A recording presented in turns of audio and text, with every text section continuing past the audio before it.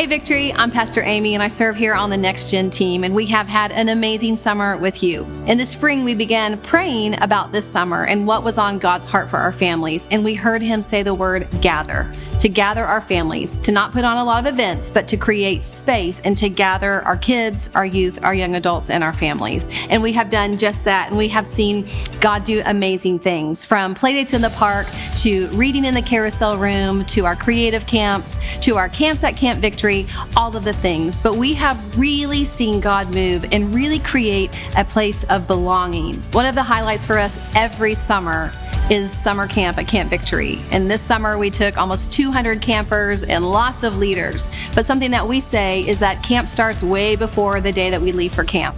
And we saw again this summer God's amazing provision. We saw kids having garage sales, having bake sales, and putting their summer camp card up in their room and having the faith and believing that they were going to go to summer camp. So thank you for your generosity. This church allowed our kids to go to summer camp and find freedom, to have a great time, to find friends, to go down the zip line, but to have an amazing encounter with God that they will never forget.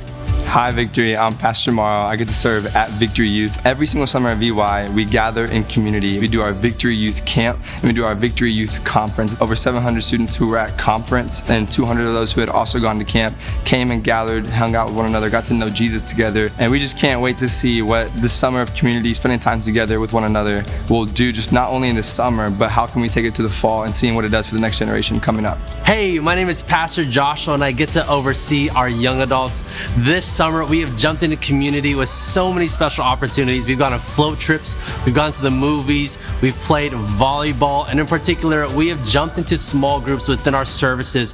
One incredible testimony is we had a guy who had been jumping out of rehab and he was contemplating, man, is life worth living?